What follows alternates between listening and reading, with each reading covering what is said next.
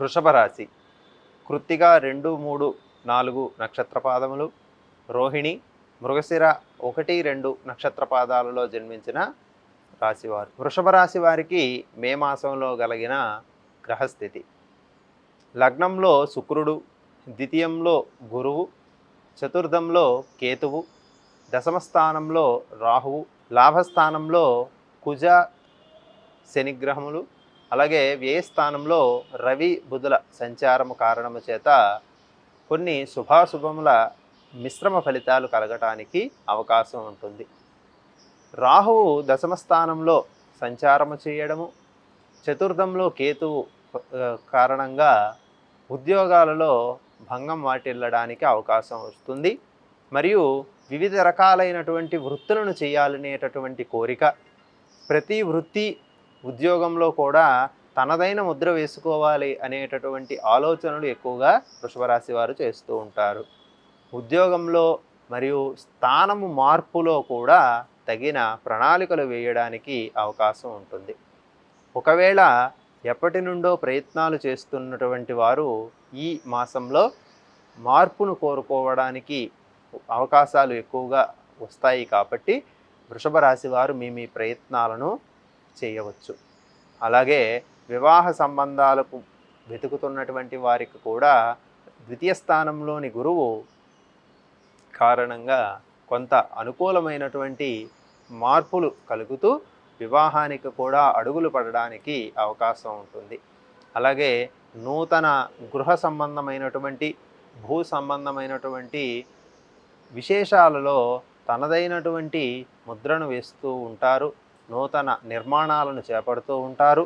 ఆ నిర్మాణాల కోసం చేసినటువంటి ధనము సేకరణ మరియు అప్పు ఏదైతే ఉంటుందో ఇది కొంచెం ఈ సంవత్సరం భారంగా అనిపిస్తూ ఉంటుంది. అయినప్పటికీ కూడా మీరు చేసినటువంటి ఆర్థిక ప్రణాళికల కారణంగా మీకు అవి పెద్ద ఇబ్బందిగా అనిపించవు. ముందు జాగ్రత్త లేకుండా ఎటువంటి పనులను కూడా ఈ మాసంలో మొదలు పెట్టవద్దు. తగిన ప్రణాళిక, కుటుంబ సభ్యుల యొక్క ప్రోత్సాహంతో మాత్రమే మీరు పనులను ప్రారంభించడం ఉత్తమం. ఉద్యోగాలలో మార్పు అని మనం మాట్లాడుకున్నాం. ఈ మార్పు అనేటటువంటిది కొంత ఇబ్బందికి గురి చేసినప్పటికీ కూడా ఉన్నతంగా అడుగులు వేయడానికి ఉపయోగపడుతుంది. కాబట్టి సరైన సమయంలో మీకు వచ్చినటువంటి అవకాశాలను సద్వినియోగం చేసుకోండి.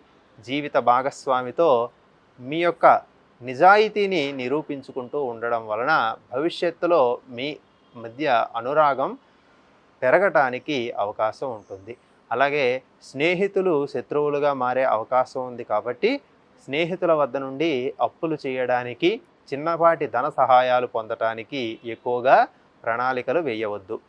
దీనివలన స్నేహితులు విడిపోవడానికి, కుటుంబ సభ్యులు దగ్గర తీసుకునేటటువంటి అప్పులు కూడా వివాదాలకు దారితీయడానికి అవకాశం ఉంటుంది. ఆర్థిక విషయాలలో కుటుంబ సభ్యుల నుండి సహాయ సహకారాలు అందుతూ ఉంటాయి. స్థిరాస్తులలో పెట్టుబడి పెడదాము అనుకునేటటువంటి వారికి ఈ మాసం అనుకూలంగానే ఉంటుంది. కాబట్టి మీ యొక్క ప్రయత్నాలు ముందుకు సాగించవచ్చు. పెద్దల యొక్క సలహాలు, సంప్రదింపుల వలన మంచి వైపు అడుగులు వేయడానికి అవకాశాలు ఏర్పడతాయి. అయినప్పటికీ కూడా చిన్నపాటి అనారోగ్య సమస్యలు ఈ కాలంలో రావడం అనేటటువంటిది జరుగుతుంది. అయినప్పటికీ కూడా అవి తత్కాలమే, అంటే కొంతకాలమే ఉండడానికి అవకాశం ఉంటుంది. కాబట్టి దిగులు చెందవలసినటువంటి అవసరం ఏమాత్రం కూడా లేదు. కొంతకాలం శారీరక స్థితిని కూడా దృష్టిలో పెట్టుకొని మీ ప్రయత్నాలు ముందుకు సాగించవచ్చు.